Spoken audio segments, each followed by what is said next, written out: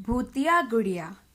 यह कहानी नागपुर की रहने वाली मैथिली की है। एक दिन मैथिली नई गुड़िया खरीदने के लिए बाजार जाती है। उसे एक दुकान मिलती है। वह दुकान में जाकर गुड़ियाओं को ब्राउज करना शुरू कर देती है जो उन्होंने प्रदर्शित की थी।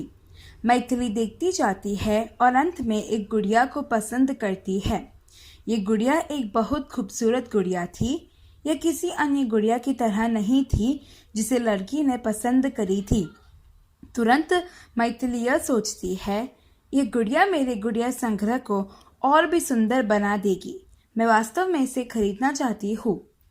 वह स्टोर के एक कर्मचारी के पास गई और उसे उस गुड़िया के बारे में बताया जिसे वह खरीदना चाहती थी। सॉरी मैम, कर्मचारी उसे बताता है, वह गुड़िया बिक्री के लिए नहीं है। लड़की भ्रमित हो जाती है और पूछती है, लेकिन क्यों नहीं?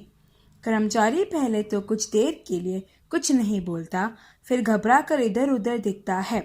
फिर अंत में कहता है, तुम देखती हो वह गुड़िया भूतिया है। जो भी इसे खरीदता है उसके लिए केवल उसका अंत लाता है।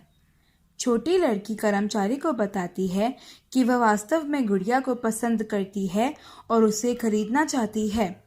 यह मेरी गुड़िया संग्रह के साथ अच्छी लगेगी और मुझे इस तरह की गुड़िया फिर कभी नहीं मिलेगी।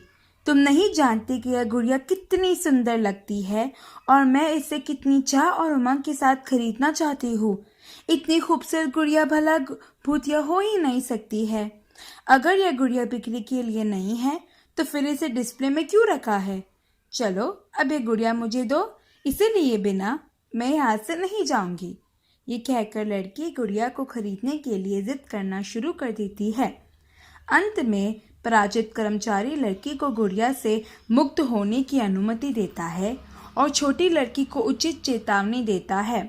आपको पता होना चाहिए कि गुड़िया वास्तव में भूतिया है और केवल बुरी चीज़ें और अक्सर मौत को ही न्योता देती है। अगर कुछ होता है तो मुझे दोष मत देना।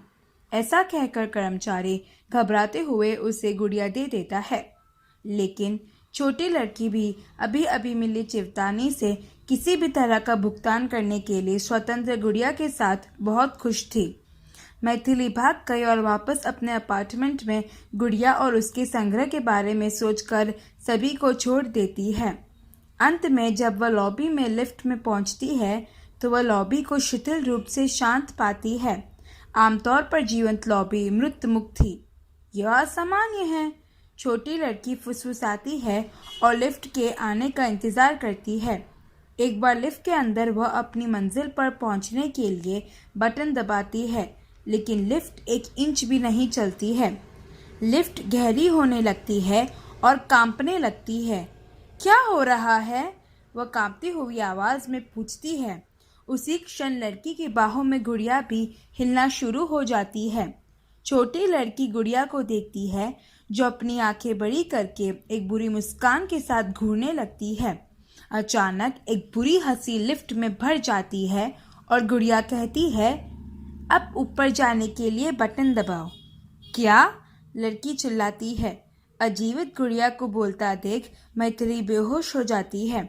उसकी चीख सुनकर उस फ्लोर के अपार्टमेंट के निवासी लिफ्ट की ओर आते हैं और लिफ्ट को खोलते हैं, परंतु वे लड़की और गुड़िया दोनों में से किसी को वहां नहीं पाते हैं और वे दोनों गायब हो जाते हैं। कोई नहीं जानता है कि वह गुड़िया मैथिली को कहाँ ले जाती है। उस दिन के बाद मैथिली कभी भी किसी को नहीं मिलती है। स्टोर के कर्मचारी स्टोर में वह गुड़िया को पाते हैं और वे सब समझ जाते हैं कि मैथिली का भी अंत उस गुड़िया ने कर दिया है। इस कहानी से हम यह सीखें कि जब हमें उचित चेतावनी दी जाए तब उसे नज़रअंदाज नहीं करना चाहिए, क्योंकि अंत में बुरा हमारा ही होता है।